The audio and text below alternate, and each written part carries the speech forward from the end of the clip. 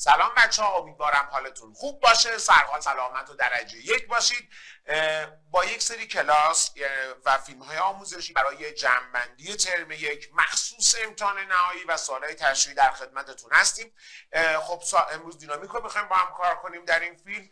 فقط لطفا دقت کنید، من یه خلاصه درس جزئی میگم، نکات ریزه‌کاری هم انشالله توی مابین سوالات با هم کار میکنیم. ببینید بچه ها، ما با قوانین نیوتن شروع میکنیم. از قانون اول نیوتن شروع میکنیم. قانون اول نیوتن میگفت چی؟ میگفت هرگاه به جسم نیرو وارد نشود یا اف نت وارد به اون چی بشه؟ صفر بشه، دو حالت به وجود میومد. یا جسم ساکن چی میشه بچه ها؟ میماند، یا جسم حرکت مستقیم الخط یک نواخت خود را ادامه میدهد. بچه دقت کنید، این کلمه مستقیم الخط یک نواختش خیلی مهمه. تو نمیتونی بگی اگر اف نت وارد به یک جسم صفر باشه فقط حرکتش یک نواخته. نه، چون بچه اگر اف نت صفر باشه روی دایره نمیتونه یک نواخت حرکت کنه، فقط رو مسیر صاف میتونه مستقیم الخط یک نواخت بره. به این قانون در اصطلاح قانون لختی یا ماند هم میگن. نام دیگرش چیه بچه ها؟ لختی یا اینرسی یا مانده. یادتون باشه بچه ها، به این حالت که اجسام ها دوست دارن، تمایل دارن حالت خودشون رو حفظ کنن، یا ساکن بمونن یا حرکت میکنن به حرکت مستقیم الخط یک نواخت خودشون ادامه بدن، قانون لختی، اینرسی یا ماند هم میگن. و بدونید بچه ها، هرچه جرم یک جسم بیشتر باشه در نتیجه لختی اون جسم یا اینرسی اون جسم یا ماند اون جسم هم بیشتره. این میشه قانون چند بچه ها؟ اول. قانون دوم میگه حالا اگه به یک جسمی نیرو وارد بشه، اگر به یک جسمی نیرو وارد بشه شتابی میگیره که بردار اون شتاب با بردار اف نت رابطهش مستقیم با جرم اون رابطه چی داره؟ عکس داره. که از اینجا بچه‌ها یه رابطه به دست میاد با طرف وسطین این رابطه که ما میدونیم اف نت مساوی است با ام آ. یادآوری میکنم بچه‌ها در اف نت سه حالت شما بیشتر نمیخونید. اگر دو نیرو با هم همجهت باشن اف نتشون میشه حاصل جمعشون، مختلف الجهت باشن برای اف نت باید از هم کم بشن، عمود بر هم باشن فیثاغورسشون میشه. اما قانون سوم دقت کنید، قانون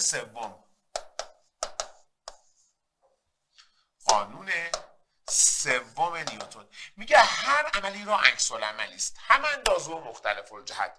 بچه‌ها ببینید، نیروهای عمل عکس العمل یک سری ویژگی دارن. گوش کنید، می‌نویسم اینجا ویژگی‌های نیروهای عمل و عکس العمل. یک سری ویژگی‌ها دارن. میخوام ببینیم بچه‌ها نیروهای عمل و عکس العمل چه ویژگی‌هایی دارن. یک، هم اندازه و مختلف الجهت هستند و هم زمان به وجود می آیند. مثلا اینجوری نیستش که بچه اول عمل باشه، یک مقداری بگذره، 2 ثانیه بعد عکس العمل به وجود بیاد. همون لحظه ای که عمل به وجود میاد عکس العمل هم به وجود میاد و هیچ کدوم بر اون دیگه تقدم نداره. یعنی نیروهای عمل و عکس العمل اولا هم اندازن و مختلف الجهتن، ثانیاً همزمان به وجود میان. دو، این نیروها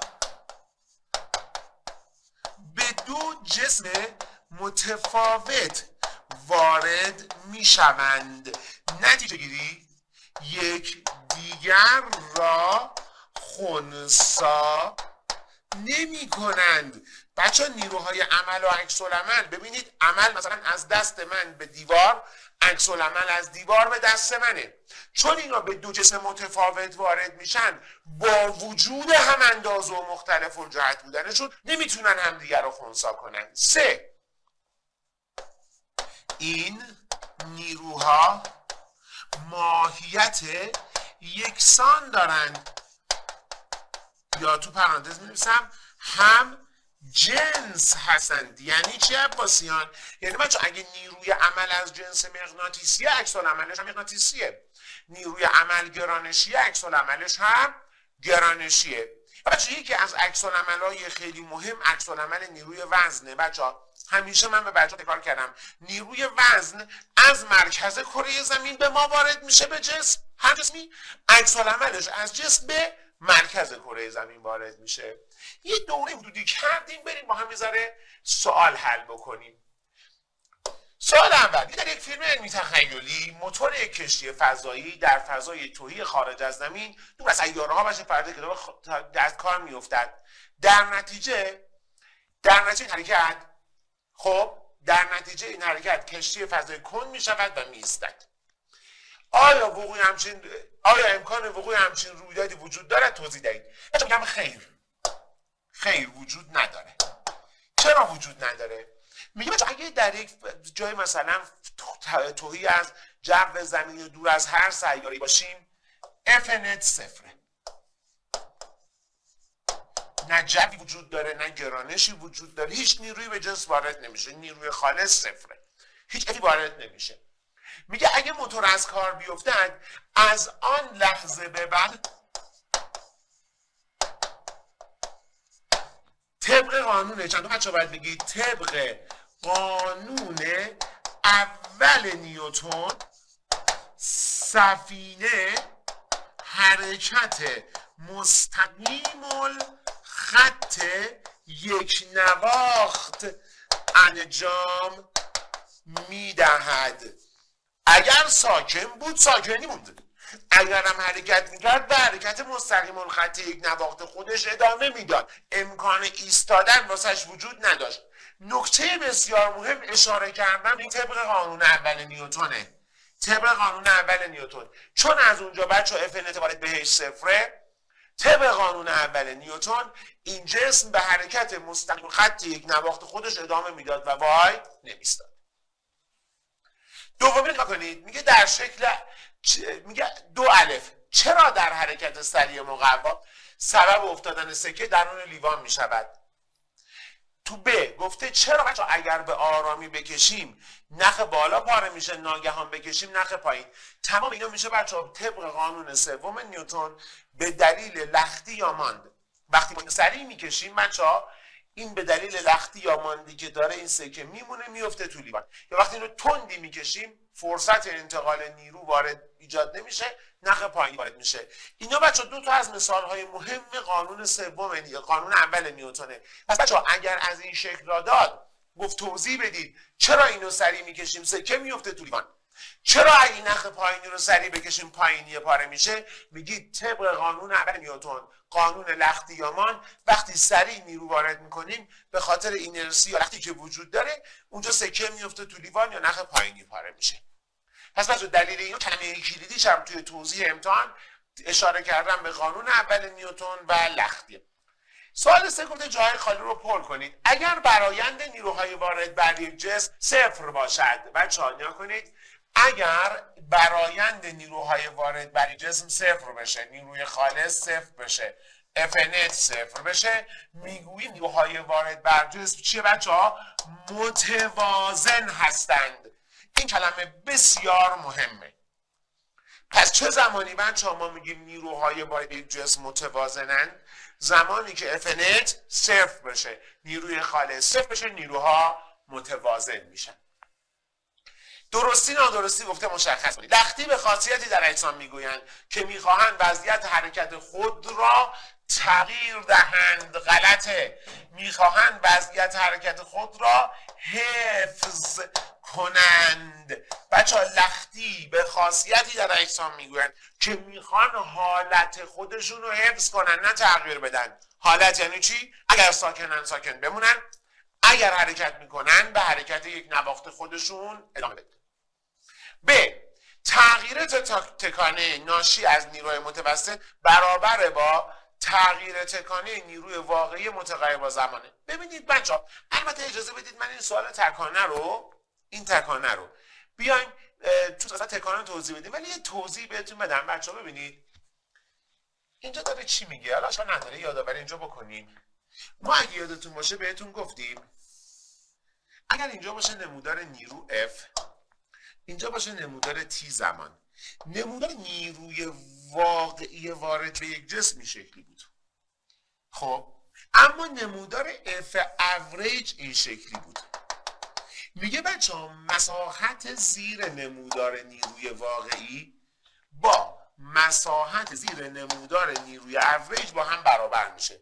پس بچه ها تغییرات تکانی ناشی از نیروی متوسط یعنی ناشی از F average با تغییر تکانی نیروی واقعی متغیر یعنی این F واقعی، این میشه واقعی، این میشه F average. میگه درسته این F واقعی من و F average من با هم یکسان نیستن اما مساحت زیر نمودارش با هم یکسانه، پس تغییرات تکانه‌ای که ایجاد میکنن با هم یکسانه. پس یادتون باشه بچه‌ها تغییرات تکانه F average با تغییرات تکانه F واقعی یکسان است با وجود اینکه بچه‌ها نمودار نیروی واقعی با نمودار نیروی average یکسان نیست. پس این جمله درست میشه. اما 5 رو نگاه کنید. گفته گزاره‌ریزی را کامل کنید. بزرگی نیرویی که زمین به ما وارد می‌کند جای خالی با بزرگی نیرویی است که ما به زمین وارد می‌کنیم. بچه‌ها بزرگی نیرویی که زمین به ما وارد می‌کند هم اندازه بزرگی نیرویی است که ما به زمین وارد می‌کنیم. یادآوری می‌کنم بچه‌ها این زمین، این ما که رو سطح زمین وایسادیم، یه نیرو وارد میشه وزن W از زمین به جسم، عکس العملش رو بهش میگیم W پریم، نیروی وارد از جسم به زمین. و یادتون باشه بچه‌ها نیرویی که زمین به جسم وارد میکنه هم اندازه و مختلف الجهت با نیرویی که جسم زمین وارد میکنه و عکس العمل نیروی وزن همواره از جسم به مرکز زمین وارد میشه.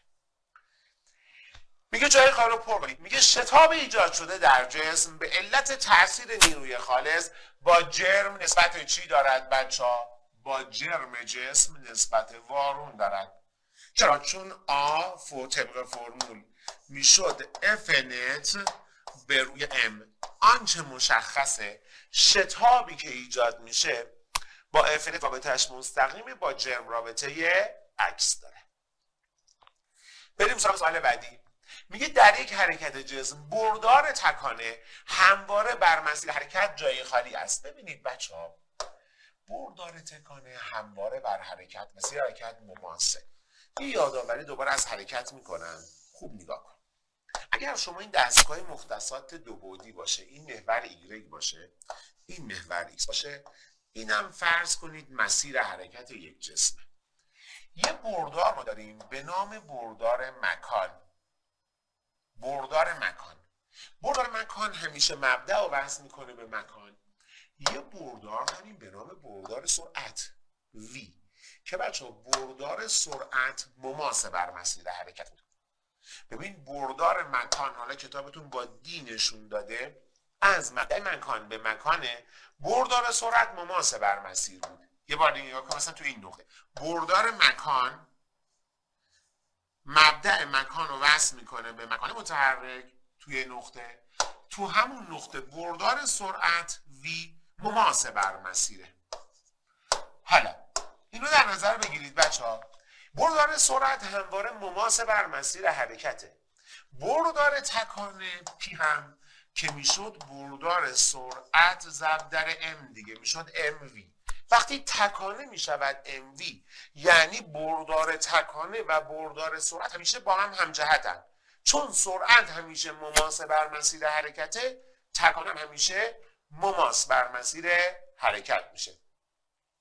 میگه سطح زیر نمودار زمان یک جسم برابر با تغییر چیه؟ تکانه است. شما همتون میدونید بچه‌ها اگر یک نمودار داشته باشید F بر حسب T، این نمودار F بر حسب T، حالا توی برخورد نمودار واقعی رو بکشید، اگر مساحت زیر اینو حساب کنید این S مساویه با تغییرات تکانه است. که باز یادآوری میکنم اف اوریج رو هم اگه در نظر بگیرید مساحت زیر اینا که تغییرات تکان است با هم چی میشه؟ یکسان میشه. پس بچه سطح زیر داره نیرو زمان FT برابر با تغییر تکان میشه. خب بریم سراغ جمله بعدی. میگه 7 در جمله های زیر عبارت درست رو از داخل پرانتز انتخاب کنید بنویسید. باز دوباره شده شتاب ایجاد شده در جسم با جای خالی نسبت مستقیم دارد. شتاب ایجاد شده در جسم با نیروی خالص وارد به جسم رابطهش مستقیمه. دوباره یادآوری میکنیم میشه F نت به روی M. شتاب با F نت رابطهش مستقیم و با جرم رابطه عکس داره. اینا مدل سوالاییه که بچه معمولا میاد براتون. میگه برای اعمال نیرو بین دو جسم باید یا لازم نیست دو جسم با هم در تماس باشن. بچه لازم نیست دو جسم با هم در تماس باشن، الزامی نیست. در مثلا نیروهایی مثل نیروهای الکتریکی، مثل نیروی مثلا دو تا آهن رو با به هم که نیروی مغناطیسی وارد میشه، یا دو بار به هم، یا نیروی گرانشی که مثلا زمین داره به یک ماهواره وارد میکنه، اینا الزاما با هم در تماس نیستن. پس لازم نیست در تماس باشن با هم الزاما. میگه هر جسم متحرک برای ادامه حرکت خود نیاز به نیرو دارد یا ندارد؟ قطعا هر جسم متحرک برای ادامه حرکت خود نیاز به نیرو ندارد. چرا؟ چون طبق قانون عمل نیوتن اگر نیروهای خالص وارد به یک جسم هم صفر بشه، حتی جسم از یه جایی به بعد دیگه حرکت مستقیم الخط یک نواخت خودش رو ادامه میده. پس جسم برای ادامه حرکت الزاما نیاز به نیرو نداره. اما اگر میگفت یک جسم در حال حرکت برای توقف الزاما نیاز به نیرو دارد یا ندارد، اون موقع داشت، باید نیروی ترمزی بهش وارد میشه. اما سوال 8 رو نگاه کن. میگه دو شخص به جرم‌های 75 کیلو و 50 کیلو، من اینجا می‌نویسم براتون بچه‌ها، دو تا شخص داریم، این M1 مثلا 75 کیلوگرمه، این M2 مثلا 50 کیلوگرم. روی سطح صاف به هم نیرو وارد میکنن. شخص اول با نیروی 120 شخص دوم رو به راست طول میده. یعنی بچه افی که شخص 1 به 2 وارد میکنه، نگاه کن، افی که 1 به 2 وارد میکنه 1 به 2 120. 100% 2 هم به 1 نیروی چقدر وارد میکنه؟ اف 2 به 1 هم میشه 120. حالا چه سوالایی رو از من پرسیده؟ دقت کنید بچه، شتابی که شخص دوم میگیرد چقدر است؟ شتابی که شخص اول میگیرد در چه جهتیه؟ ببینید بچه، بیاید شتاباشون رو بررسی کنیم. ما یه شتاب داریم شخص 2 میگیره، آی 2 میشه اف 1 به 2 به روی ام 2 که اگه حساب بکنیم بچه آی 2 میشه افمون 120 به روی جرم 2 چند 50 که اینا با هم ساده بشه میشه 12 پنجم. حالا 12 پنجم بچه ها بخوایم حساب کنیم میشه 2/14. شتابی که جسم 2 میگیره آی 2 به لحاظ بروداری میشه مثبت 2/14 در آی. چرا مثبت 2/14 در آی؟ چون افی که بهش وارد میشه در جهت مثبت محور ایکس، شتابش به صورت برداری که میشه 2/14 در آی. اما بخوایم اینو حساب بکنیم بچه‌ها، اینو حساب بکنیم، آی شخص 1 میشه اف وارد از 2 به 1 به روی ام 1. افی که بهش وارد شده باز هست چند؟ 120 به روی ام 1 75 کیلو که اگه سادهش بکنیم بچه ها، اگر سادهش بکنیم این حالا به 5 اگه ساده بشه، به 5 اگه ساده بشه 120 به 5 میشه 24. 75 رو اگه به 5 ساده کنیم میشه چند؟ 15 به 24 15. حالا میتونید بازم ساده ترش هم بکنید بچه، الان این به 3 ساده بشه میشه 8/5 یا 1/16. اما من اگر اگر بخوام اینو به صورت بردار یک بنویسم، میگم بردار جسم یک شتاب جسم یک میشوند چی؟ ببین یک بهش نیرویی که وارد میشه خلاف جهت محور ایکسه، پس آی یک میشه منفی 1.6 در آی. اینم بردار شتاب جسم یکه.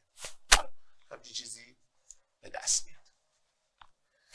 اما بریم سراغ سوال بعد. راجع به نیروهای درنگ مقاومت هوا. من اینجا بدم نمیاد بچه‌ها راجع به اف درنگ یا مقاومت هوا یک درسنامه‌ای بچه‌ها اینجا بهتون بگم. مثلا که راجع به نیروهای مقاومت هوا، مقاومت شاره دارم صحبت میکنم، یه درسنامه اینجا اضافه بکنم بد نیست. خب نیروی مقاومت شاره FD، نیروی مقاومت شاره یا هوا با چی نشونش میدن؟ FD. میگم بچه نیروی مقاومت شاره یا نیروی مقاومت هوا چیه؟ میگه هرگاه جسمی درون یک شاره یا در هوا حرکت کنه، از طرف اون شاره بهش نیروی وارد میشه که خلاف جهت حرکتشه. پس بچه اف درنگ یا FD همواره خلاف جهت حرکته. FD یک سری ویژگی داره. FD ویژگی مهمش چیه؟ یک، اف درنگ یا FD با اندازه جسم رابطش مستقیمه. یعنی هر چقدر اندازه یک جسم بزرگتر باشه، نیروی مقاومت شاره‌ای که بهش وارد میشه بیشتره. دو، FD با تندی حرکت جسم رابطش چیه؟ مستقیمه. این یادتون باشه. پس بچه‌ها پس اف درنگ به دو عامل بستگی داره. اولا اف درنگ خلاف جهت حرکت همیشه وارد میشه. دو، به دو عامل رابطه داره. یک، اندازه، دو، تندی. اینجا بچه‌ها یه تعریفی به وجود میاد خیلی مهمه. مثلا در حرکت چتباز مخصوصا این خیلی مهمه. میگه بچه‌ها هرگاه یه تندی حدی را تعریف کنید. تندی حدی میگه هرگاه جسم در هوا سقوط کند در یک سرعت به نام تندی چی؟ حدی، نیروی مقاومت هوا و نیروی وزن هم اندازه می شوند. بچه این اتفاق باعث میشه که چه اتفاقی بیفته؟ اف نت وارد به اون جسم چند بشه؟ صفر بشه و از آن به بعد حرکت جسم یک نواخت می شود. بچه یعنی یک جسمی که تو هوا سقوط میکنه، حالا این میخواد یه چترباز باشه یا هر چیزی، به یه جایی میرسه بچه در یک سرعتی، به یه سرعتی میرسه که اگه این جسم شما باشه، این نیروی وزن وارد بهش باشه mg، این نیروی اف درنگ باشه، FD مساویه با mg میشه. خب اینو همدیگه رو خنثی میکنن. وقتی اف نت صفر بشه، اف نت وارد به شخص صفر میشه، از اونجا به بعد شتاب چند میشه؟ صفر میشه. یه داستانی هست بچه‌ها، یه تمرینی تو کتابتون هست، بد نیست یادآوری بکنیم. میگه بچه‌ها از یه ارتفاعی بالای سطح زمین، خب از ارتفاع بالای سطح زمین اگر شما یک چتربازی بپره پایین، بعد از یه مدت چترشو باز کنه، مثلا نیروی نمودار تندی زمانش رو بگید. من یه حدودی براتون یادآوری میکنم. اگر بچه‌ها از یه جای بالای سطح زمین یه چترباز بپره، خب این نمودار باشه نمودار تندی بر حسب زمانش.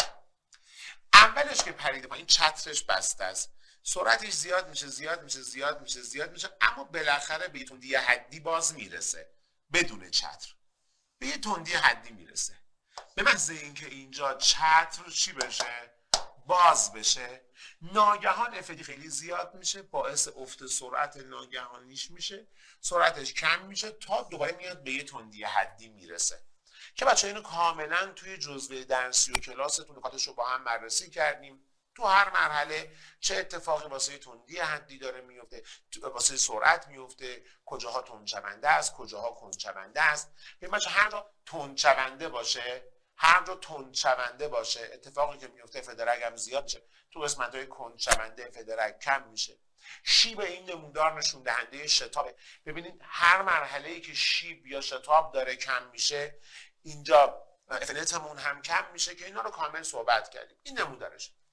اما بچه اگه یه جسمی چتربازی از اول چترش باز باشه، یا یه جسمی رو مثلا از یه جایی رهاش کنید بعدش قرار نیست چترش باز بشه، مثل چتربازی که از اول چترش بازه، یا جسمی که فقط رها شده، نمودار تندی زمانش این شکلیه که تندیش تا یه حد زیاد میشه دیگه به مرحله تندی حدی میرسه. قرار نیست چتر باز شه دوباره تندی دوباره تغییر کنه، این از اولش میاد به تندی حدی میرسه. این نکاتی بود که راجع به بچه‌ها مقاومت شعار بد نبود براتون یادآوری کنیم. حالا بریم سراغ سوالای تندی هوا. گفته نو چتربازی در هوای آرام و در امتداد قائم در حال سقوط است. با رسم شکل نیروهای وارد بر چترباز رو مشخص کنید، تعیین کنید واکنش‌هاش به چه جسمایی وارد میشه. شما فرض بفرمایید بچه‌ها، فرض بفرمایید این مثلا این چتربازه و شما بچه‌ها مجموعه این چترباز و همه رو باید یه جسم در نظر بگیرید. میگید به این چترباز چه نیروهایی وارد میشه؟ یه نیرو وارد میشه W، یه نیرو هم داره وارد میشه FD. این نیروی دیگه ای نیست. آخه تناوب فلان بابا جان، چتر و چترباز مجموعا یه جسم حساب میشن. یه نیرو داریم W، یه نیرو داریم FD. W از چی وارد میشه بچه ها؟ مرکز کره زمین به چترباز وارد میشه. FD نیروی وارد از هوا به چتربازه. پس بچه دو تا نیرو وارد میشه، مرکز زمین به چترباز، هوا به چترباز. حالا اینی که بچه از مرکز زمین به چترباز وارد میشه، عکس العمل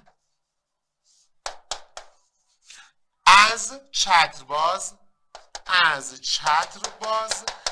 به مرکز زمینه. پس بچه یکی از نیروها عکس العملش به مرکز زمین وارد میشه. افدرک که از هوا به چتربازه، عکس العمل از چترباز به هوا وارد میشه. یعنی مثلا اگه مثلا توی تست هم بود گفته بود عکس العمل نیروهای وارد به چترباز به چه جسمهایی وارد میشه، میگید به مرکز کره زمین و به هوا وارد میشه. خب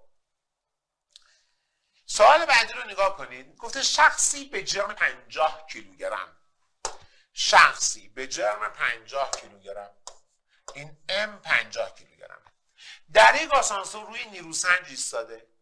میگه این نیروسنج وزن او را وقتی که با شتاب 3 رو به پایین شروع به حرکت میکنه، یعنی حرکتش تندشونده است، چقدر نشان میده.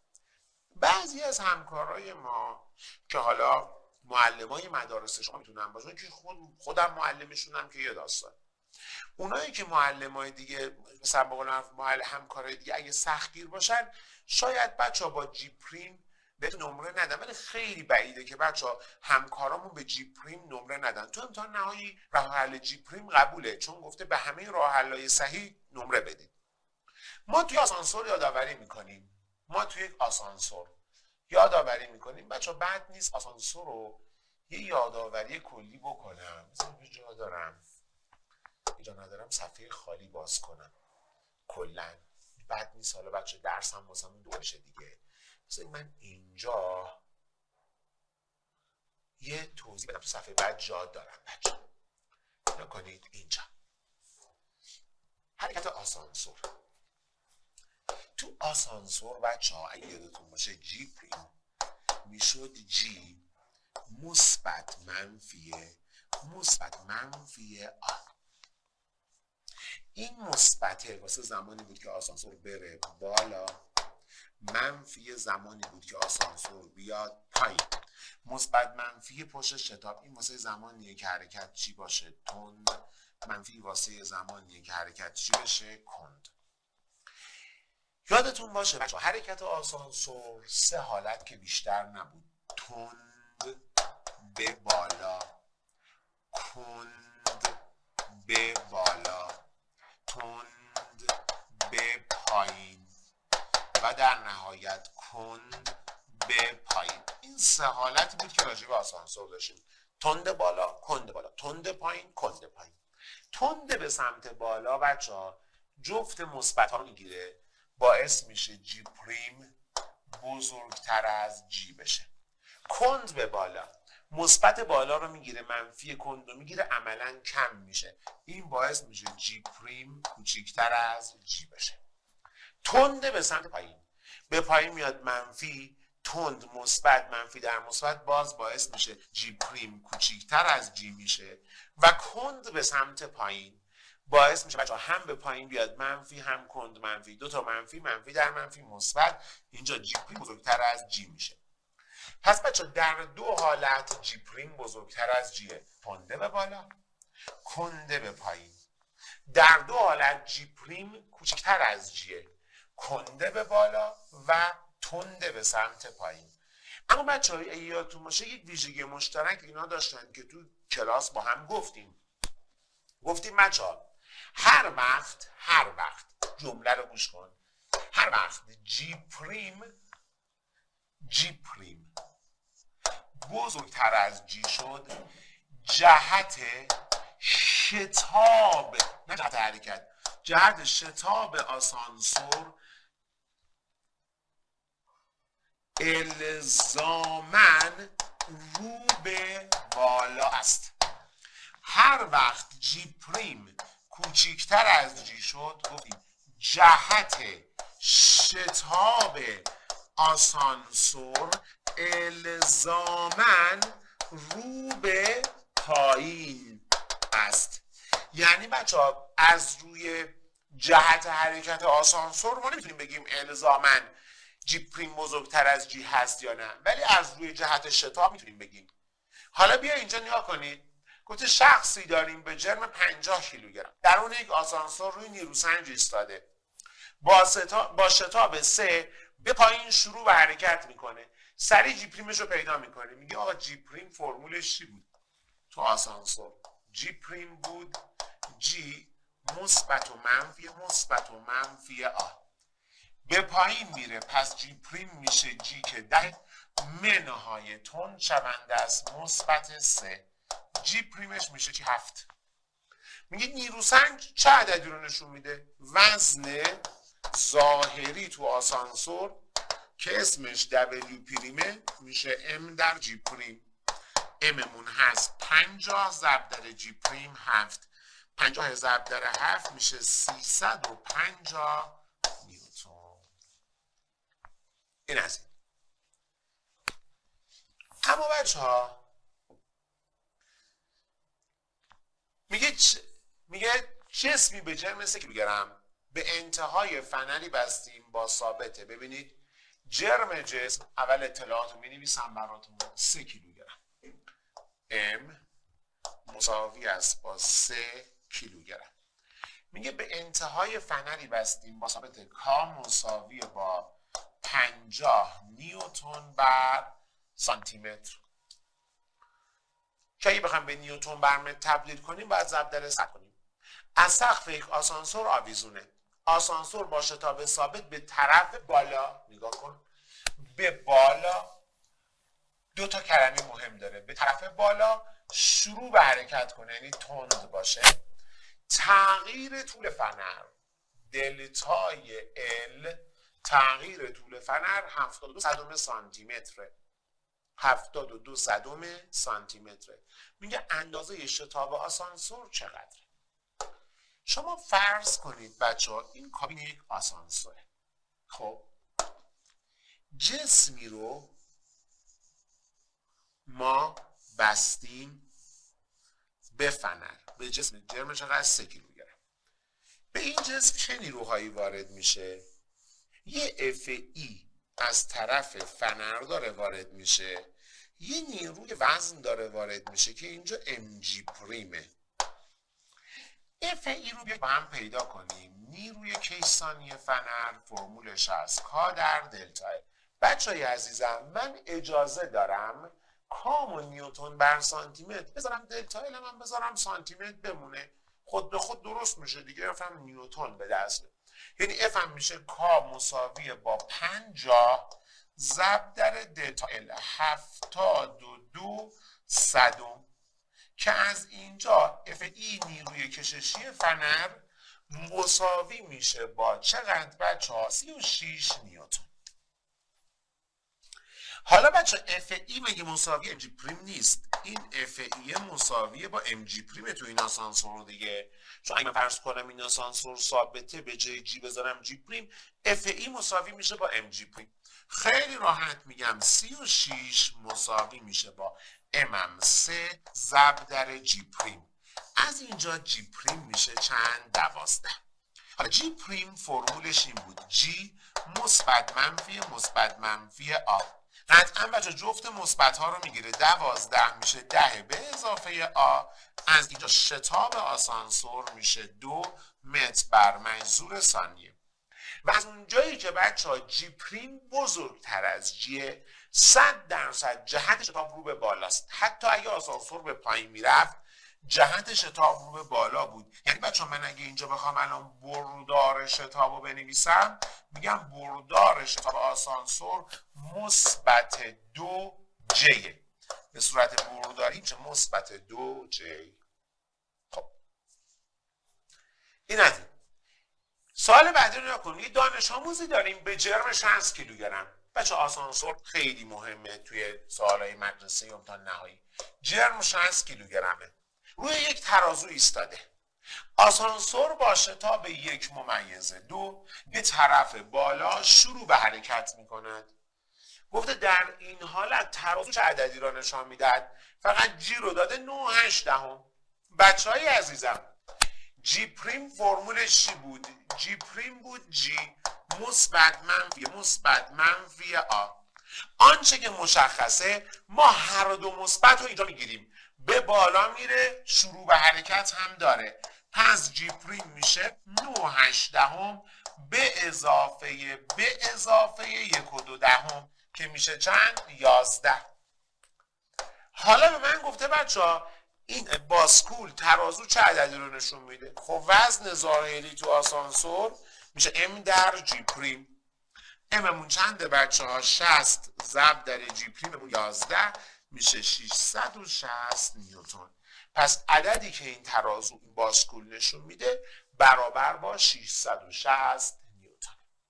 خب میگه در هر یک از حالتهایی که آسانسور داره رو ترازوی فنری حرکت میکنه وزن رو مشخص کنید. بچه اینو توی درسنامه‌ای که روی ترازو بهتون گفتم بهتون یاد دادم، به بالا شروع به حرکت کنه، به پایین شروع به حرکت کنه. اینا دونه دونه با هم دیگه بررسی کردیم دیگه. خب اینم چون بچه‌ها دوباره سوال تکراریه میذارمش به عهده خودتون، فقط توضیح میدم. میگه فنری داریم بذار حلش کنیم بچه. حالا بعد مثالشون یه سوال میگیم طول اولیش L0 20، کا ثابت فنر 40 نیوتن بر سانتی متره. جسمی هم داریم با جرم 2 کیلوگرم، به انتهای فنر وصل کردیم. گفته آسانسور با شتاب ثابت 2 به طرف بالا شروع به حرکت کند. بچه کلمات مهمی که شتابش 2 میره بالا و شروع به حرکت هم داره. طول فنر چند سانتی متر می شود. اول تکلیف جی پریم رو مشخص کنم. جی پریم میشه جی مثبت منفی آ که از اینجا جی پریم به دست میاد 10 مثبت 2 میشود 12. ما یه کابین آسانسور براتون میکشیم به این شکل. یه فنر داریم به این شکل. جسمی با جرم 2 کیلوگرم بهش آویزونه. چه نیروهایی داره به این وارد میشه؟ یه اف ای از طرف فنر به بالا داره وارد میشه، یه نیروی وزن داره وارد میشه به سمت پایین، ام جی پریم. خب اف ای مساویه با ام جی پریم باید بشه. اف ای مساویه با ام جی پریم. پس کا دلتا ال مساوی است با ام در جی پریم. که بچه اگر شما ثابت فنرتون رو همین نیوتن بر سانتی متر بذارید، قطعا دلتا التون هم خود به خود سانتی متر به دست میاد. 40 تا دلتا ال مساوی میشه با جرممون چنده بچه ها؟ 2 ضرب در جی پریممون 12. که اگر اینجا ساده بکنید بچه ها، ساده بکنید، دلتا ال به دست میاد 6 دهم. البته این 6 دهم چند میشه؟ سانتی متر میشه. دلتا ال میشه 6 دهم سانتی متر، چون اون نیوتن بر سانتی متر گذاشتیم. خب اما من نگفته دلتا ال چقدر دیگه، گفته طول فنر چقدر میشه. طول فنر 20 بوده، 6 دهم سانتی متر اگر زیاد بشه دلتا ال چند میشه بچه ها؟ دلتا ال مساوی میشه با 20 ممیز 6 دهم. یعنی بچه ها من این دلتا ال رو اگه بگیرم ال منهای ال صفر، میتونم بگم در نتیجه 6 دهم میشه ال منهای 20 از اینجا طول ثانویه فنر میشه 20 ممیز 6 دهم سانتی متر. خیلی سوال بچه از فنر رو از در حقیقت آسانسور اینا حل کردیم. بریم سراغ سوالای بعدی. گفته کلمات مناسب استفاده کنیم. میگه هرچه فنر را بیشتر فشرده کنیم نیروی کیهسانی فنر چی میشه بچه ها؟ در محدوده بیشتر یا در محدوده ثابت. میگه هرچه فنر را بیشتر فشرده کنیم نیروی کیهسانی فنر چی میشه؟ بیشتر میشه. بیشتر میشه. اما یادتون باشه بچه ها، اگر شما یه فنر رو فشردهش کنید، جمعش کنید، اگه این نمودار اف ای باشه بر حسب دلتا ال، این نمودار اینجوریه و یادتون باشه شیب این نمودار برابر با کا، یعنی ثابت فنره. با زیاد شدنش بچه ها، با زیاد شدن دلتا التون، اتفاقی که میفته نیروی کشسانی بیشتر میشه. اما اگر پرسید ثابت فنر چجوری تغییر میکنه، میگید ثابت فنر تغییر نمیکنه. سوال بعدی بچه‌ها خوب گوش کنید. میگه جسمی به جرم 2 کیلوگرم با سرعت ثابت روی سطح کشیده میشه. سوال اینجا راجع به نیروی استحکاکه. بعدم نمیاد بچه‌ها یه توضیح کلا راجع به استحکاک هم بدم. حالا که داریم خلاصه درس میگیم، بعد نیست اینجا یه استحکاک ها رو هم خلاصه کنیم براتون. ببینید بچه‌ها، ما استحکاک واسمون چند حالت داره؟ 3 حالت: استحکاک ایستایی، استحکاک لغزشی، یکی حالت در آستانه لغزش. ببینید بچه‌ها، شما فرض بفرمایید یک جسمی، من با یه مثال میگم، با یه مثال بچه‌ها درس رو یادآوری میکنم براتون. فرض کنید شما یه جسمی دارید اینجا رو سطح زمینه به جرم 5 کیلوگرم و در ابتدا ثابته. جسمی با جرم 5 کیلوگرم، میگه یک نیروی F بهش وارد میکنه، F هم بهش وارد میکنه. خود سوال به شما گفته موی S مساویه با مثلا 6 دهمه، موی کا 4 دهمه. میاد میگه در هر یک از حالتهای زیر برای مثال بیاید نیروی استحکاکی که واردش میشه رو تحلیل کنید. از این 5 کیلوگرم هم بذارید بنویسم 4 کیلوگرم، موی S 6 دهم، موی کا 4 دهم. اول ابتدا ساکن بوده. مثلا ما دفعه اول میایم به این یه F 20 نیوتن وارد میکنیم. آیا این حرکت میکنه، حرکت نمیکنه، شتابش چنده، نیروها چندن؟ ببینید بچه‌ها، به این جسم نیروهایی که وارد میشه اینه. شما میگید ما اول یه نیرو داریم، نیروی وزن به این وارد میشه mg. چون نیروی دیگه ای در راستای قائم نداری Fn هم بهش وارد میشه، اونم با mg برابره و یه استحکاک بهش وارد میشه که نمیدونیم ایستایی است یا لغزشی. نیروهای وارد شده به این جسم اینه mg مساوی با چنده بچه‌ها؟ mg مساوی با 40. Fn مونم که مساوی با 40 باید بگید استحکاک رو نمیدونم چه استحکاکیه، ایستایی لغزشی، این مشخص نیست.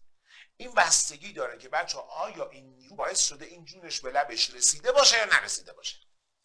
برای پیدا کردن جون به لب شدن باید برم Fs ماکس رو پیدا کنم. میگم Fs ماکس میشه موی S در Fn میشود 6 دهم ضرب در Fn من 40 که 6 دهم ضرب در 40 میشه 24 نیوتن.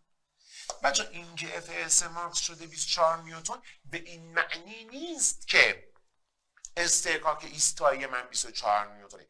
به این معنیه که بچه تا 24 نیوتن هر نیرویی به این جسم بچه این تکون نمیخوره.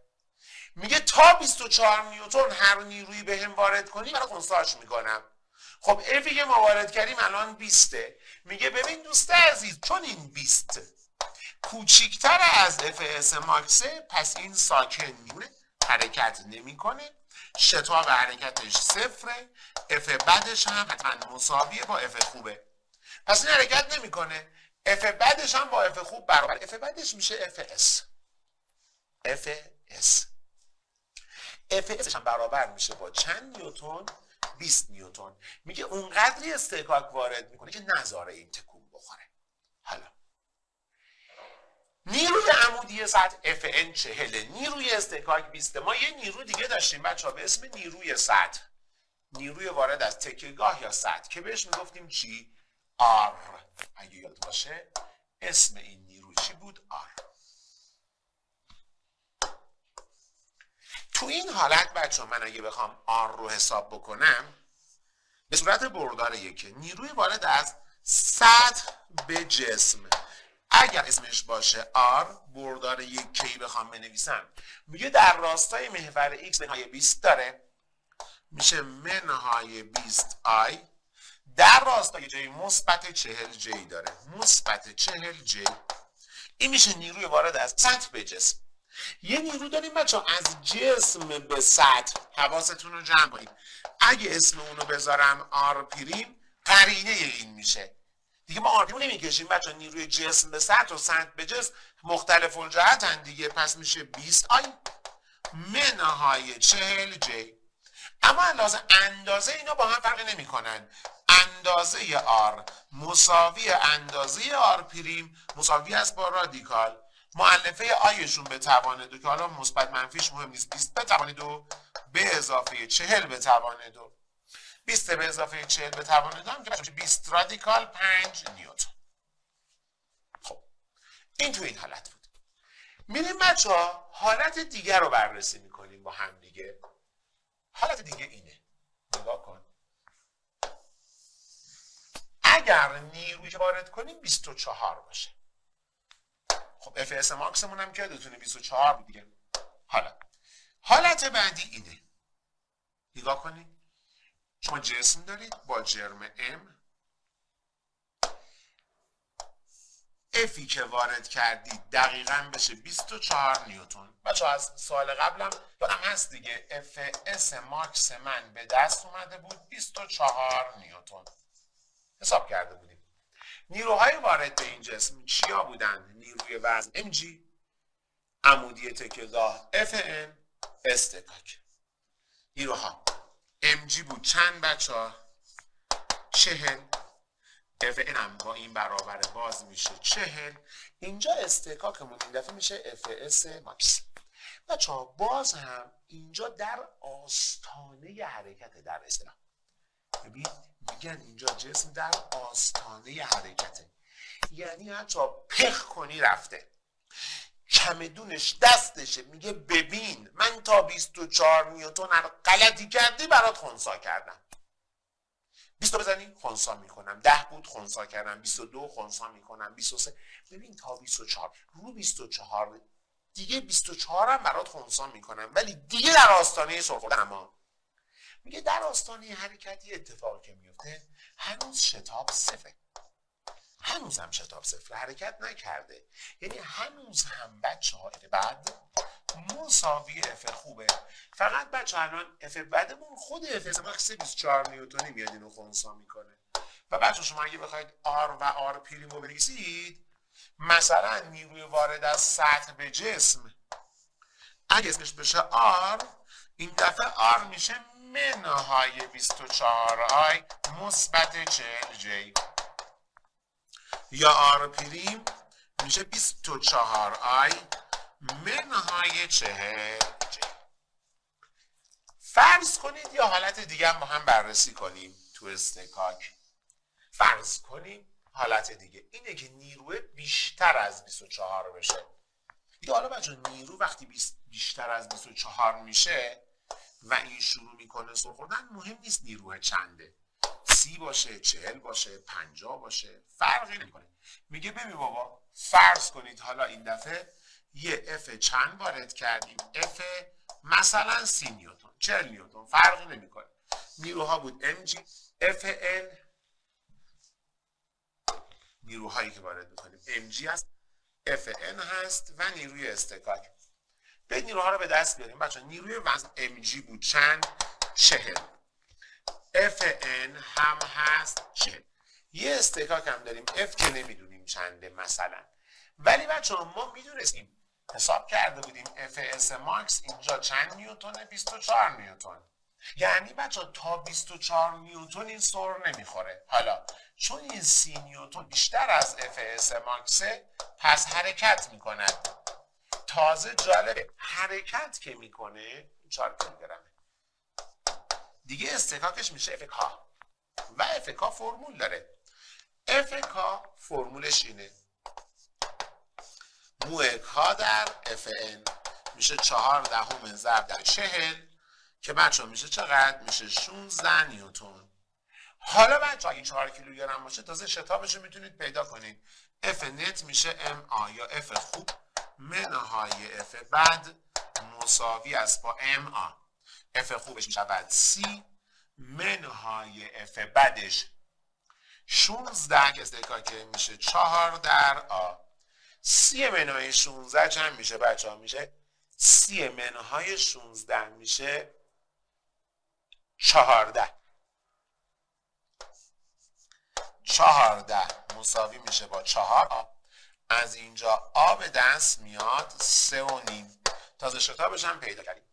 حالا بچه بازم بخوایم آر رو حساب بکنیم، این میشه دیگه اف آر میشه این اف کام که 16 شد، آر میشه مثلا فیثاغورس 16 و 40 یا میشه منفی 16 آی به اضافه 40 جی.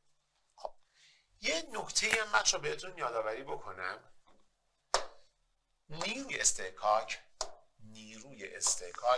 همیشه اف بد نیست.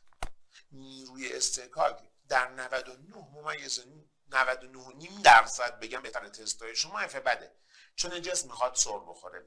دو جا استکاک اف خوبه.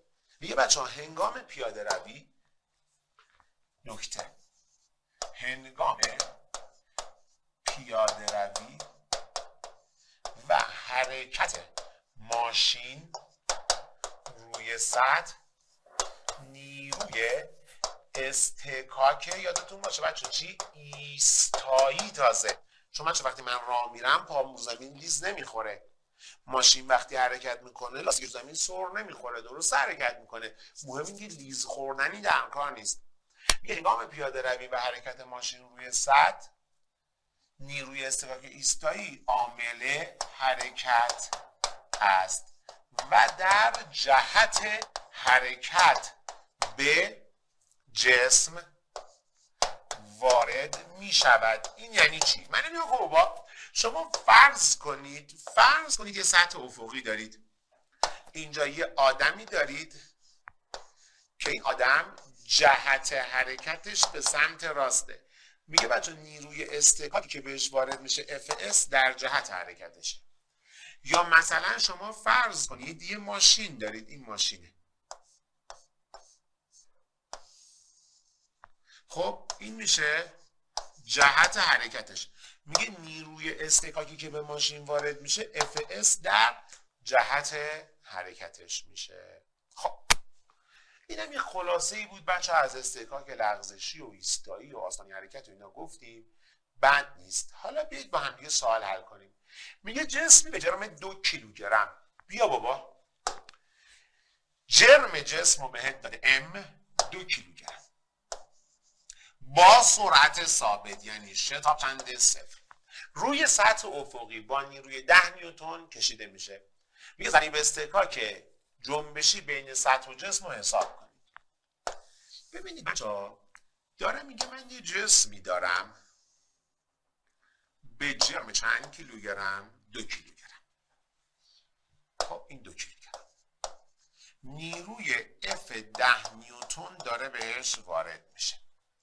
اینم گفته با سرعت ثابت داره حرکت میکنه. 100% اولا اگه این جهت حرکتش باشه این داره لیز میخوره. نیروهایی که به جسم وارد میشه چی هست؟ میگه یه نیروی وزن داره وارد میشه mg، یه نیروی عمودی تکیهگاه وارد میشه Fn، یک نیروی اصطکاک Fk. یعنی شما اینجا بچه‌ها یه mg دارید که چند؟ 20، یه Fn دارید چون نیروی دیگه‌ای در راستای قائم ندارید اونم 20، یه اصطکاک هم دارید که 100% افکاست. عباسیان از کجا فهمیدی افکاست؟ میگم آقا جان چون که خودش گفته با سرعت ثابت داره کشیده میشه، داره لیز میخوره، معلوم استکاکش لغزشیه. اما چون سرعت ثابت شتاب 0 که در نتیجه بچه‌ها روز معلم ارزیابی بنویسید F نت 0، پس F بعد حرکت مساوی با F خوبه. F بعدمون میشه چی؟ F کا مساوی F خوبمونه که چنده؟ 20 مساوی 10 ببخشید. پس از 0 بودن شتاب فهمیدیم F خوب و بد با هم برابر F کا میشه 10. حالا بابا F کا فرمول داره، مو کا در Fn، F کامون شده 10 مساوی میشه با مو کا ضرب در Fn 20. از اینجا مو کا به دست میاد 10 به روی 20 میشود 1/2 یا همون نیم. سوال بعدی رو نگاه کنید بچه‌ها. سوال 17 راجع به اصطکاکی گفته چی؟ شکل مقابل آزمایش را نشان میدهد. هدف از این آزمایش چیست؟ بچه‌ها یه جسمیه، این آزمایش کتاب اینه. من بذارید آزمایش رو بهتون توضیح بدم چون آزمایش کنید مهمیه تو کتاب. یه یادآوری بکنم. کتابتون گفته بچه‌ها یه جعبه رو اینجوری گذاشتیم، یه آدمی با یه نیروسنج فنری، مثلا که فنر بهش وصله، نیروسنج فنری نیروی F رو یواش یواش زیاد میکنه. هدف از این آزمایش چیست؟ اگر جرم رو تغییر دهیم Fs ماکس چه تغییری میکنه؟ هدف از این آزمایش اندازه گرفتن Fs ماکسیمومه. میاد این شخص نیرو رو زیاد میکنه، دقیقا جایی که سر خورد عدد نیروسنج رو میخونه. اون جایی که سر خورده این F داره زیاد میشه، اونجا این F با Fs ماکس برابره. پس هدف از انجام این آزمایش چیست بچه‌ها؟ به دست آوردن نیروی اصطکاک ایستایی بیشینه یا همون Fs ماکس. یعنی بچه این F رو زیاد میکنه اونجا که دقیقا داره سر میخوره، اونجا عدد نیروسنج رو میخونه ببینه چنده، میگه خب اون عدده با Fs ماکس برابره دیگه، پس اون میشه Fs ماکس. میگه اگر جرم قطعه چوب را تغییر دهیم Fs ماکس چه تغییری میکنه؟ بچه اگه جرم رو زیاد کنیم، اگر M زیاد شه در نتیجه نیروی وزن mg زیاد میشه. خب بچه به نیروی وزنی دارید اینجا mg، یه نیروی عمودی تکیه گاه دارید Fn مساوی با mg، پس Fn هم زیاد میشه. این باعث میشه Fs ماکسیموم زیاد بشه. خب ما اگه اینجا یه Fs ماکس داشته باشیم، Fs ماکس فرمول داره دیگه، موی S در Fn. جرم جسم که زیاد کنید به همون نسبت که جرم جسم زیاد میشه Fn زیاد میشه، Fn روی Fs ماکس تاثیر میذاره. اما بریم سراغ سوال بعدی. میگه مطابق جسمی به جرم نیم کیلوگرم روی سطح افقی در حال حرکت به سمت راسته. اگر نیروی ثابت افقی 5 نیوتن به جسم وارد شود شتاب را بیابید. بچه خیلی سوال آسونیه. نگاه کنید، میگه جسمی دارید به جرم نیم کیلو، جهت حرکتش هم که بهتون داده به سمت راست، اف هم که داده چند نیوتن؟ 5 نیوتن. نیروهایی که به این وارد میشه، نیروی وزن mg، Fn رو به سمت بالا و استحکاک. خب آنچه مشخصه بچه، نیروی وزن که میشه mg چنده؟ نیم ضرب در 10 میشه 5. Fn هم مساوی با چند؟ 5. یه Fk هم اینجا وجود داره که Fk مساوی است با مو کا در Fn 2 ضرب در 5 میشه 1 نیوتن. این هم میشه 1 نیوتن. تو میگه شتاب پیدا کن. F خوب مثلا معلم مدرسه‌تون بنویسید اولش اینو بگید F نت مساوی است با MA. شاید بیشتر خوشش بیاد. حالا من گیر ندارم، خودم بچه‌ای که شاگردم، ولی معلمای مدرسه به این کلمه گیر میدن. F نت میشه MA، پس F خوب منهای F بد مساوی با MA است. F خوبمون چند؟ 5 منهای F بدمون چند؟ 1 مساوی M مون نیم ضرب در آ. 5 منهای 1 4. 4 میشود نیم در آ. از اینجا آ به دست میاد 8 متر بر مجذور ثانیه. یعنی شتاب این حرکت 8 متر بر مجذور ثانیه خواهد شد. اما بریم سراغ سوال بعدی. میگه قطعه چوبی را به طور افقی روی سطح افقی پرتاب میکنیم. شلیک میکنیم. ضریب استحکاک جنبشی موی کا چنده بچه‌ها؟ 2/10. شتاب حرکت چوب را به دست آورید. ببینید بچه‌ها این تمرین تو کتاب که میخواد بگه این شتاب به جرم بستگی نداره. اگه یادتون باشه ما یک جسمی که پرتاب میکردیم، ماشینی که ترمز میکرد، آ میشد منفی موی کا در جی. اما بچه‌ها اینو اثباتش هم براش بنویسید. شاید بچه همچین سوالی اگه بیاد این اثباتش هم معلمتون بخواد. من نمیدونم معلم شما رو، ولی تو امتحان نهایی اگه بخواد این اثباته براش مهمه. میگه ما این جسمی رو پرتاب کردیم با سرعت v0. نیروهای وارد به این جسم چیه؟ یه نیروی وزن داره وارد میشه mg، یه نیرو وارد میشه اینجا Fn که اونم مساویه با mg، یه نیرو هم وجود داره به اسم Fk. دیگه بچه F خوبی نداره، وقتی پرت میکنی F خوب صفر شده دیگه. حالا باید بگید بچه ها برای مدرسه‌تون حتما این کلمه رو بنویسید که F نت مساوی است با MA، پس F خوب منهای F بد مساوی با MA. تو مدرسه بچه ها البته دارم بهتون میگم اگه میخواید معلمتون اصلا بهتون گیر نده، به جای F خوب بنویسید F محرک، F بد رو بنویسید F مقاوم که یهو گیر نده بد و خوب چیه. در صورت دیگه مشکلی نداره ها. F خوب که نداره، صفر منهای Fk. منهای Fk یعنی مو کا در mg، Fk مو کا در Fn دیگه، چون Fn مساویه با mg، Fk میشه مو کا در mg مساوی میشه با m در آ. اما با هم میرن، در نهایت بچه شتاب آ میشه منفی مو کا در جی. نکته بسیار مهم اینه که در این پرتاب، در این شلیک، شتاب به هیچ عنوان به جرم بستگی نداره، میشه منفی مو کا در جی. پس آ میشه منفی مو کامون 2/10 ضرب در 10 میشه منفی 2 متر بر مجذور ثانیه. منفی بودن شتاب نشاننده حرکت چیه بچه ها؟ کند شونده است. اما بریم سراغ سوال بعدیمون. دوباره میگه بچه ها قطعه چوبی را با سرعت ثابت 10 متر بر ثانیه روی سطح افقی پرتاب میکنیم. ضریب استحکاک جنبشی بین این جسم و سطح مو کا مساویه با 2/10 است. مثل سوال بعدی و قبلی که حساب کردیم مو کا چنده؟ 2/10.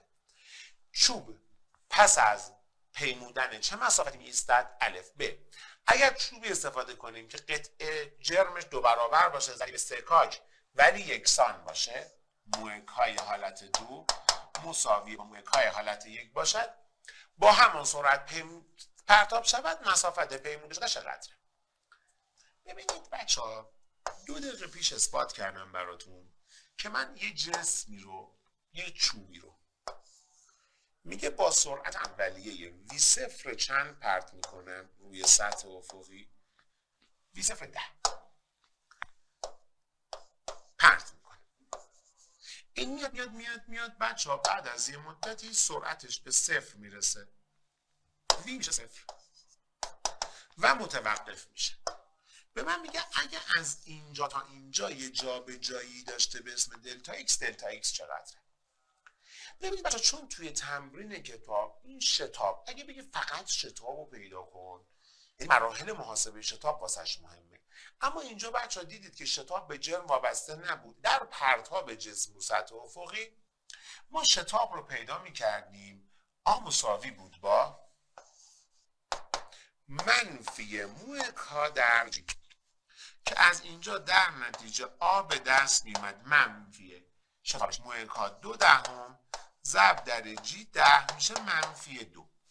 حالا به من میگه دلتا ایکس توقف رو پیدا کن. دلتا ایکس توقف میشد فرمولش v02 به روی 2 اندازه آ دیگه بچه منفیشو نمیذاریم بره 2 برابر اندازه شتاب. دلتا ایکس توقف بچه اینو کتابتون پذیرفته. حالا نمودار ویتی میشه کشید ولی نمودار ویتی رو گیر میدن توی امتحانای مدرسه. برید بچه بنویسید دلتا ایکس توقف میشه v02 به روی 2a.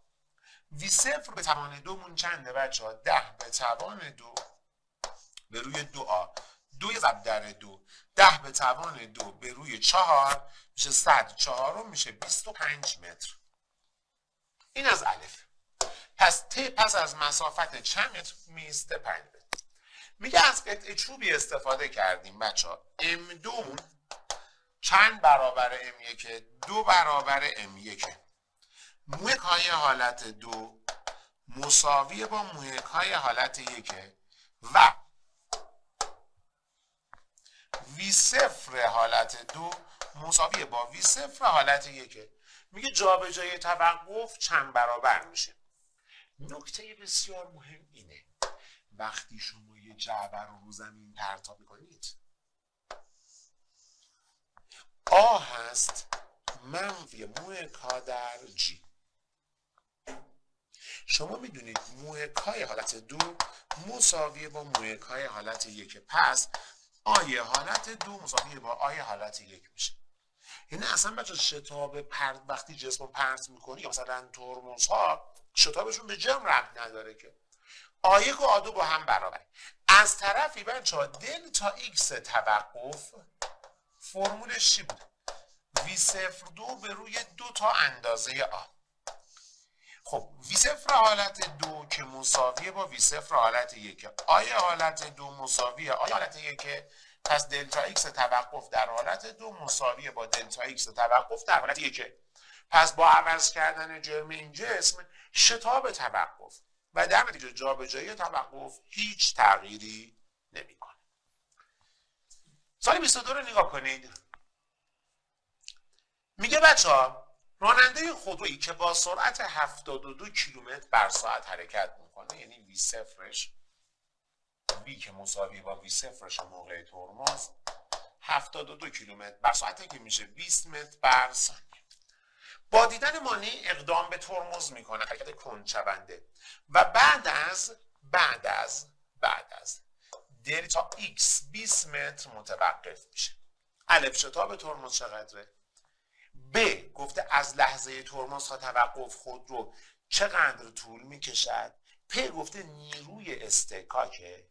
گوش کنید نیروی استحکاک نیست بچه ضریب استحکاک اشتباه شده اینجا. ضریب استحکاک بین لاستیک و جاده چقدر؟ خب بچه اولا شما شتاب میخواید پیدا کنید خیلی راحت میگه دلتا ایکس توقف فرمولش چیه؟ v02 به روی 2 تا اندازه شتاب. از اینجا دلتا ایکس 20 میشه v02 20 به توان 2 به روی 2a 20 به توان 2 به روی 2a. از اینجا a میشه 10. ولی آ منفی 10 متر بر مجذور ثانیه است چون کندشوند است. ب میگه از لحظه ترمز تا توقف چقدر طول میکشد. بچه تی توقف میشه وی صفر به روی اندازه آ دیگه، چون وی هست آتی به اضافه وی صفر، وی بخواد صفر بشه آتی باید بشه وی صفر، تی توقف میشه وی صفر به روی اندازه آ. این اندازه ها رو بذارید تو مدرسه معلماتون که ندن، این اندازه آست. خب اندازه آ میشه 10 ولی میده آ منفی 10. وی صفر به روی اندازه آ، وی صفرتون چنده بچه ها؟ 20. اندازه شتاب 10 میشه چند ثانیه؟ 2 ثانیه. اما قسمت پ گفته ضریب استکاک بین لاستیک و جاده چقدره؟ برای قسمت پ نگاه کنید. ما میدونیم شتاب ترمز آ هست منفی مو کا در جی. شتاب ترمز منفی 10 میشه منفی مو کا ضرب در 10 که از اینجا بچه مو کا ضریب استکاک میشه چند؟ 1. این مدل سوالای ترمز و حل کردن جسم روی سطح اینا سوالای بسیار مهمی ان بچه، خیلی بهش دقت کنید. سوال 23 چی گفته بچه ها؟ گفته نیروی F1 برای یک جعبه وارد میشه اما جعبه ساکنه. بزرگی نیروی قائم F2 در همین حالت بزرگی نیروی قائم F1 از 0 شروع به افزایش میشه. قائم بچه این F2 اینجا توی صورت سال متاسفانه اشتباه افتاده، این F2 بچه ها، من درستش کنم. بزرگی نیروی قائم F2 از 0 شروع به افزایش میکنه. کمیت های زیر چگونه تغییر میکنه؟ این سوال پرسیده بچه‌ها، سه کمیت پرسیده. نیرویی که سطح به جسم وارد میکنه، نیروی استکاک، بیشینی نیروی استکاک ایستایی، نیروی خالص وارد بر جسم. من توضیح بدم بچه‌ها، حالا همه اینا رو بخوام دونه دونه بگم. ببینید شما یک جسمی دارید، خوب دقت کنید. اینجوری روی سطح افقی یه جعبه است، یه جسم حالا هر چی است، اینجا رو سطح افقیه. یه نیرو بهش وارد شده بچه ها، افقی F1. یه نیرو از بالا داره بهش وارد میشه F2. نگاه کنید این F2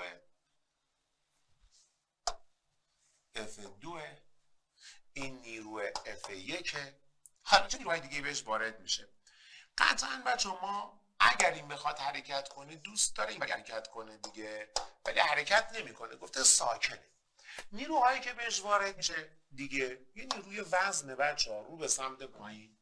من اگه بخوام با فلشان نشون بدم، یه MG داره به این وارد میشه، یه FN داره بهش وارد میشه و یه استکاک هم داره که بچه ها FS. الان نیروهایی که به این وارد میشه یه نیروی وزن بود، پس بچه ها MG، یه F2 به سمت بالا، یه FS هم که اینجا داره وارد میشه، یه دونه هم FN. آنچه که مشخصه بچه ها FN رو بخوایم حساب کنیم، ولی مجموع نیروهایی به سمت بالا مساویه با مجموع نیروهایی به سمت پایین، که بچه ها FN مساوی میشه با MG به اضافه F2. اما از اونجایی که ساکنه، جسم ساکنه، شتاب این جسم صفره، آ صفره، پس F نت صفره، پس F محرک مساویه با F مقاوم یا F بد مساویه با F خوبه. نیروی استکاک FS مساویه این F1 که داره هول میده، پس این FS مساویه با F1. میگه حالا بچه با افزایش نیروی F2 من اگر نیروی F2 رو زیاد کنم هر یک از نیروها چجوری تغییر میکنه؟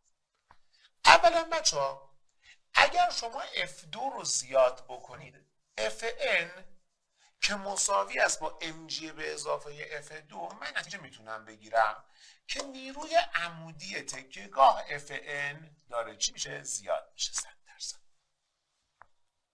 اما نیروی استکاک بچه من Fn رو زیاد کنم Fn زیاد میشه. جسم که حرکت نمیکنه، تا زمانی که جسم حرکت نکرده استکاک Fs مساوی با F1، چون Fs مساوی با F1 در نتیجه Fs چی میمونه بچه ها؟ ثابت میمونه، تغییر نمیکنه. Fs واسه چی باید تغییر کنه؟ ببینید بچه ها F استکاک ایستایی Fs با F1 که میخواد اینو به حرکت در بیاره هم اندازه است.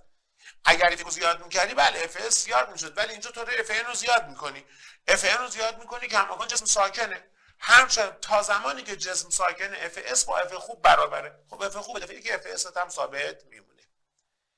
دیگه این نیرویی که گفته چجوری تغییر میکنه بچه‌ها، بیشینه اصطکاک ایستایی. حالا بیشینه اصطکاک ایستایی یا اف اس ماکسیموم آستانه جون به لب شدن این جعبه فرمولش این بود: مو اس در اف ان. بله، من اگه اف ان هم زیاد شه در نتیجهش میتونم بگم اف اس ماکس هم زیاد میشه. این درسته. آستانه تحملش، آستانه جون به لب شدنش زیاد میشه، ولی اف اس تغییر نمیکنه چون خود اف اس مساوی با اف محرکه. دیگه چه نیرویی میمونه بچه‌ها؟ خوب دقت کنید. نیروی دیگه که میمونه بچه‌ها گفته نیروی خالص وارد بر جسم. ما میدونیم نیروی خالص وارد بر جسم اف نت مساوی است با ام آ، چون آم صفر نتیجه گیری اف نت یا همون نیروی خالص هم حتما مساوی با چند میشه؟ صفر میشه. پس نیروی خالص وارد به جسم صفره و اینم تغییر نمیکنه. اما بریم سراغ سوال بعدی. میگه کتابی رو مانند شکل به یک دیوار تکیه دادیم، نیروهای وارد به کتاب رسم کنید. بچه من بیاید اینو یه ذره بزرگتر اینجا بکشم براتون. خب این فرض کنید به دیوار من کتاب تکیه دادم. خیلی هم تمرین مهمیه. یه نیرو داره بهش وارد میشه اینجا F، یه نیروی داره بهش وارد میشه F. چه نیروهای دیگه به این وارد میشه؟ قطعا یه نیروی وزن داره mg رو به سمت پایین، یک نیروی Fn داره عمودی تکیهگاه، یه نیرو هم اصطکاک داره با دیواره. حالا چون این جسم میخواد بیاد به سمت پایین و ساکنه، ثابت نگه داشتیم، اصطکاکش Fs. پس یه Fs به بالا داره، یه Fn داره که مساویه با F و یک نیروی وزن داره. خودش گفته mg چنده؟ 25 نیوتونه، چون بچه جرم کتاب 2.5 کیلوگرمه. خب نیروهای وارد به جسم رو حساب کنید، به دست برید. بچه الان Fn که با F برابره، Fs هم چون مساویه با mgه، چون حرکت که نمیکنه، میخواد حرکت کنه، سر نخورده که، چون شتاب نداره بچه ها A مساویه با صفر، F نتش صفره، پس F بعد Fs مساویه با F خوب که mgه. پس این Fs شما مساویه با نیروی وزن میشه mg که میشه 25 نیوتن. حالا میگه آیا اگر کتاب رو بیشتر به دیوار فشار بدیم، یعنی بچه به دیوار بیشتر فشار بدیم نیروی F رو زیاد کنیم، آیا نیروی اصطکاک تغییر میکنند؟ خیر. شما اگه F رو زیاد کنید کماکان جسم ساکنه، Fs مساویه با mgه. بچه Fs مساویه با mgه، F زیاد شه این ثابت میمونه، تأثیری نداره. با این کار میگه چه نیروهایی زیاد میشه. ببینید بچه ها اگر F زیاد بشه چه نیروهایی زیاد میشه؟ خب F زیاد شه در نتیجه اولا Fn نیروی عمودی تکیهگاه زیاد میشه چون مساوی با F. R نیروی تکیهگاه که میشد رادیکال Fn به توان 2 به اضافه اصطکاک به توان 2 اونم زیاد میشه، چون ببینید Fn زیاد شده این ثابت مونده، بالاخره یکی از مؤلفه ها داره زیاد میشه، پس R هم نیروی تکیهگاه هم زیاد میشه. پس با زیاد شدن بچهای نیروی تکیهگاه و نیروی عمودی تکیهگاه هر دو زیاد میشن، اما نیروی اصطکاک تغییر نمیکنه. خب سوال بعدی رو نگاه کنید. یه خودروی باری با طناب محکمی بستیم، جرم خودرو 1500 کیلوگرم رو بنویسیم. M جرم این خودرو M مساوی 1500 کیلوگرم. میگه نیروی اصطکاک و مقاومت هوا در مقابل حرکت خودرو به ترتیب چقدر بچه‌ها؟ 220 نیوتن و 380 نیوتن است. اگر سرعت خودرو ثابت باشد نیروی کشش چقدر؟ یعنی بچه‌ها میگه کلا دو تا نیروی مثلا نیروهای مقاومتی در مقابل حرکتش اگر وجود داشته باشه، حالا یه FK مثلا داره سر بخوره رو زمین و FD، یه FD مقاوم حرکت داریم این جهت حرکت. FD رو گفته مثلا چنده؟ 220. نیروی FK حالا مقاوممون هم چنده بچه ها؟ 380. در مجموع یه اف بعد چند نیوتنی داریم بچه 600 نیوتنی داریم. میگه اگر خودرو سرعتش ثابت باشد کشش نخ را بیابید. حالا ما کشش نخ تی هم داریم که به جسم وارد میشه. اگر سرعت ثابت باشد الف، سرعت خودرو ثابت باشد یعنی آ صفر باشد. اگر آ صفر باشد که بچه این خیلی برای معلمای مدرسه‌تون احتمالاً مهمه، یعنی اف نت صفر باشد. اف نت صفر باشد یعنی اف بد مساویه با اف خوب، اف محرک مساویه با اف مقاوم. پس اف خوبمون که تیه مساویه با این دوتا اف بد است که 220 و 380 میشه چند نیوتن؟ 600 نیوتن. در مجموع بچه ما یه اف مقابل در مقابل حرکت 600 داریم دیگه، چون یه 220 و 380 میشه 600 نیوتن. ب گفته چی؟ حالا تو قسمت گفته حالا بگو اگر خودرو باشه تا به 2 به راست کشیده شه نیروی کشش چقدره؟ اگر باشه تا به راست کشیده شه باید بگید اف نت این دفعه مساوی است با ام آ. پس اف خوبه منهای اف بعد یا محرک منهای مقاوم میشه ام آ. اف خوبمون که در جهت حرکت تیه منهای اف بعدمون در مجموع 600 مساوی میشه با اممون چنده بچه ها؟ جرممون 1500 ضرب در آمون 2. 1500 ضرب در 2 بچه ها میشه چقدر؟ 3000. 600 باش جمع میشه، از اینجا تی کشش نخ به دست میاد، تی به دست میاد 3600 نیوتن. این از این. اما بریم سوال قسمت بعدی. گفته گزینه مناسب رو انتخاب کنید، در پاسخ بک بنویسید. انرژی جنبشی جسم با جای خالی تکانه رابطه مستقیم دارد. بچه‌ها تکانه میشه ام وی. ما یه رابطه خیلی مهم داریم، رابطه بین تکانه جرم و انرژی جنبشی. کا مساوی است با پی 2 به روی 2 ام. همتون بلدید کا مساویه با پی 2 به روی 2 ام. اینم دقیقاً اون رابطه‌ای که تو کتاب آورده. پس انرژی جنبشی جسم با مربع تکانه رابطه مستقیم دارد. خب میگه درستی یا نادرستی جملات رو بیان کنید. هرچه مدت زمان اثر نیروی خالص بیشتر باشد تغییر تکانه کمتر است. ببینید بچه‌ها F average نیروی وارد بر جسم F average می شود دلتا پی به دلتا تی که من از اینجا میتونم بگم دلتا پی میشه F average در دلتا تی. خب هرچه مدت زمان اثر دلتا تی بیشتر باشد تغییر تکانه هم باید چی باشه؟ بیشتر بشه نه کمتر. این غلطه. هرچه مدت زمان بیشتر باشه تغییرات تکانه چی میشه؟ بیشتر میشه. پس این میشه چی؟ غلط. خب گفته جای خالی رو درست بکنید. در حرکتی که در هر حرکت بردار تکانه همواره بر مسیر حرکت چیه؟ بچه اول ساعت بهتون گفتیم دیگه، بردار تکانه پی همجهت با وی میشه ام وی. چون وی همواره مماس بر مسیر حرکت، بردار تکانه هم همواره به مسیر حرکت مماسه. میگه شخصی به جرم 60 کیلوگرم. خوب گوش کنید. شخصی با جرم ام 60 کیلوگرم از یک بلندی روی تشک سقوط میکند. تندی اون هنگام رسیدن به تشک فرض کنید یک چند بوده؟ 5 بوده. پس از 0.2 ثانیه دلتای تی 0.2 ثانیه متوقف می شود. اندازه نیروی خالص متوسطی که نگاه کن کلمه رو تشک به او وارد می کند چقدر است. خیلی سوال حرفه‌ای و سختیه. گوش کنید. شخصی فرض کنید، حالا این شخص رو من مثل توپ بخوام بکشمش، خب این شخص یه شخص یه توپی اومده رسیده به تشک، وی یکش چنده بچه ها؟ 5 میخوره. بعد از این مدت وی 2 میشه چند؟ 0. ما میدونیم بچه ها متوسط نیروی وارد به شخص F average میشه دلتا پی به دلتا تی یا M دلتا وی به دلتای تی.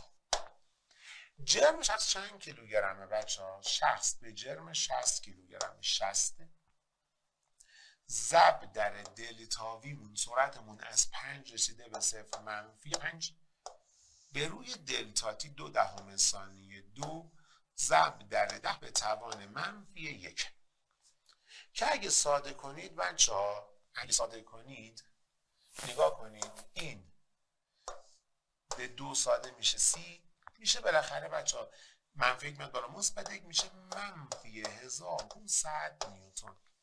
یعنی اف اوریجی که به این شخص وارد میشه 1500 نیوتن و رو به بالا هم هست، چون بچه جسم داره میاد به نیروی به سمت بالا بهش وارد میشه.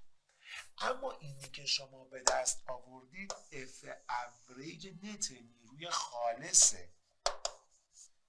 ببینید این شخصی که داره سقوط میکنه، اگه این آدم رو در نظر بگیریم اف نتی که بهش وارد میشه 1500. حالا یه نیروی وزن این شخص داره ام جی که چنده بابا؟ 600 60 کیلوگرم دیگه، وزنش 600. یه افی داره از طرف تشک بهش وارد میشه، این اف تشکه. من میدونم اف اوریج خالص، این نیروی چیه؟ خالص. اون نیرویی که شما از تو فرمول به دست میارید اف اوریج نت خالصی که بهش وارد شده 1500. اما میدونید بچه‌ها الان اینجا اف نت یا همون نیروی خالص میشه، چون نیروها با هم مختلف الجهتن باید از هم کم شن دیگه. هم جهت‌ها با هم جمع می‌شدن، مختلف الجهت‌ها از هم کم می‌شدن، عمود به هم که فیثاغورس بود. ام جی رو به پایین، نیروی تشک رو به سمت بالاست. پس اف نتی که بهش وارد میشه اف تشک منهای ام جی. پس این 1500 علاوه اندازه 1500 میشه افی که تشک وارد کرده منهای چند 600. پس ما باید بگیم اف اوریجی که تشک به این شخص وارد کرده میشه 2100 نیوتن. حواستون رو جمع کنید بچه، نیروی خالصی که تشک وارد کرده با نیروی خالصی که اف نت با نیروی تشک با اف خالص فرق داره نت. اینی که شما از تو فرمول به دست میارید اف برایندشه که 1500 که میشه برایند نیروی تشک و وزن، چون نیروی وزن هم اینجا وجود داره. اما سوال بعدی رو نگاه کنید. یه گلوله‌ای به جرم نیم کیلو با تندی 20 به دیواری برخورد میکند و با تندی 15 در جهت مخالف برمیگرده. همیشه بهتون گفتم بچه اونایی که میخورن و بعد برمیگردن. نگاه کنید این اومده یه توپ گلوله است، حالا هر چیه، خب گلوله میگه اومده برخوردش وقتی اومده داشته میرفته میگه که برخورد بوده 20، ویدو موقع برگشتش 15 کرده منفی 15 باید بگیریم دیگه، با 15 برمیگرده. همیشه بچه تو این برخوردا میخوره برمیگرده، میخوره به زمین برمیگرده، یکی از نیروها رو مثبت میگیرید یکیشو منفی. از اینجا میتونید بگید دلتای وی پس تغییرات سرعت که میشود وی2 منهای وی1 میشه منفی 35 متر بر ثانیه.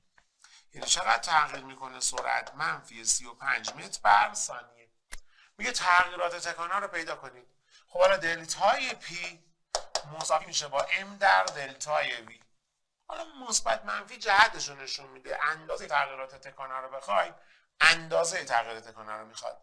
دلتای پی میشود ام جرممون 500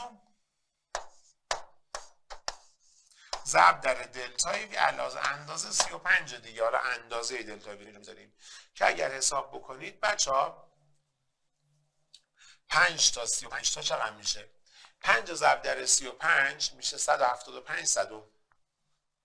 1.75 صدم از لحاظ اندازه تغییر تکانش میشه.